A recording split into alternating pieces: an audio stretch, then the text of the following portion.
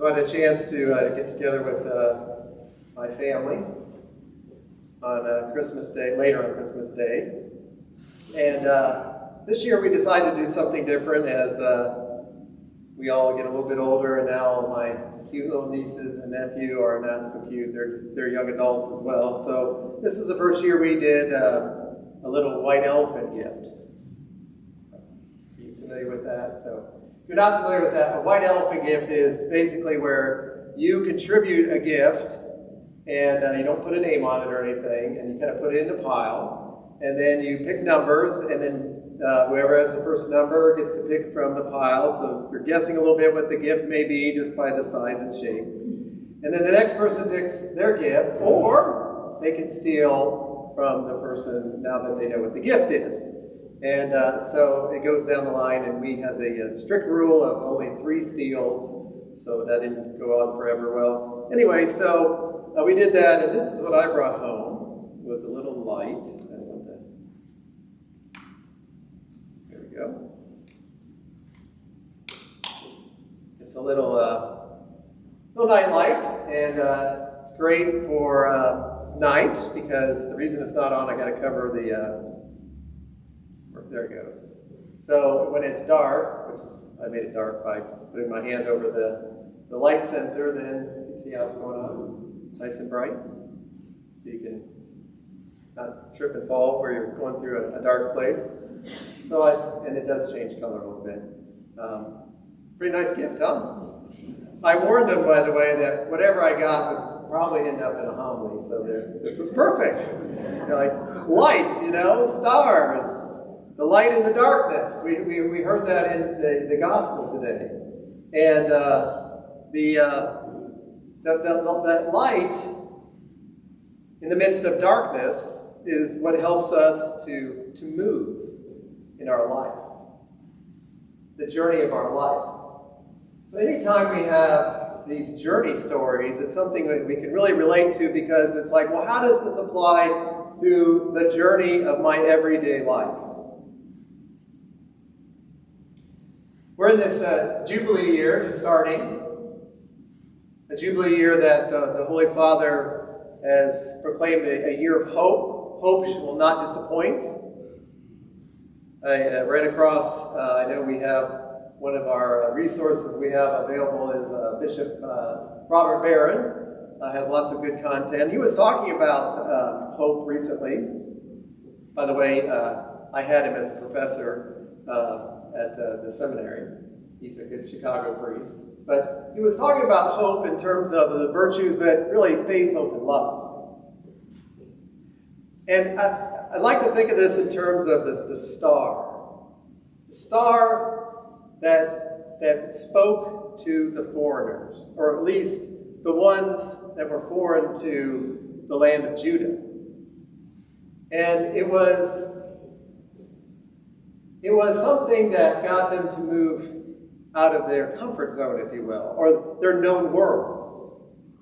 Think of the star as grace.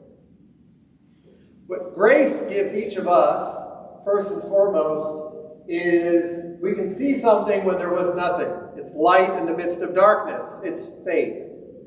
Faith gives us awareness that there's something more than just this material world or this time here on earth. The star also moves. And this is what I found so helpful, is to think of hope as similar to faith. But what hope does is it kind of projects us forward. Hope is grace working in our life. We're cooperating. We can't just generate hope on our own. And it gives us a sense of direction and a destiny. Even if we're not always sure what that is, like the Magi, they had to stop and consult the experts in the scriptures. Oh, in Bethlehem is where you're going. What hope does for us is it contradicts the Herod in our lives, which is filled with fear and not really interested in moving and in life. Even if the movement in itself is a little scary because it's not always clear where we're going, or even in this case, what are they going to really find? So when we exercise in our faith also our virtue of hope, it does move our life forward towards something so that we're not stuck where we're at. And I think what really helps is to think of grace as moving us toward something, and really it's someone. Because oftentimes we can think of grace as, well, I'm kind of just going, I have faith, like God's kind of out there, and I'm just moving along in my life. Yeah, maybe it's a journey or it's moving, but then like it's almost like as you're walking through a dark corridor, they're like, okay, there's a light, so I kind of know kind of where I'm at. And then I can kind of go on with my life as I'm determining it. The theological virtue of hope says, no. Our life is meant to move toward Jesus. Toward Jesus, especially as he reigns as king, signified by the gold, as we pay him homage as the king of the universe, the king of all worlds, earth and heaven. That's the frankincense. And that we give our lives over to that it's not our journey anymore where we're determining things as if we really know where we're going on our own anyway. That's the myrrh, the dying to self. And what's so beautiful about these, there's three virtues, isn't there? There's faith, hope, it's audience participation, and love. And Paul says the greatest of these is love. What he means is that at some point, we will reach the destiny, the heavenly Bethlehem, if you will. We will be in the full presence of Christ. We will see him now fully. We don't need faith. And we will have arrived. We don't need hope. But what is lasting forever? Love. And that's what grace gives us also. Is the fullness of love throughout our journey. And that's our destiny. So I think this Epiphany is a wonderful example and a reminder for us of how grace, the star, works in helping us to see more clearly with eyes of faith, to be able to move forward with the confidence that grace-filled hope gives us, and that everything is suffused with love.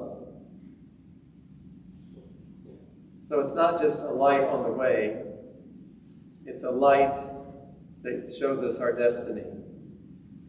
So the thing with white elephant gifts is they're either something, you think people might need or use. Sometimes it's food or consumables, or it's a gag gift. This actually can be adjusted. Oh, where's my light here? This actually is meant to go on your toilet. So that at night, if you have to go and find it, when you walk by it, it will light up. And you'll know exactly where you're going. Now, Jesus is not a toilet, okay? Don't take it that far. But this is really the light of grace. Not along the way, but where we're going. Let us ask the Lord for the grace, the star, the lights, to continue to shine brightly of grace in our lives, that our lives may be filled with faith, hope, and love.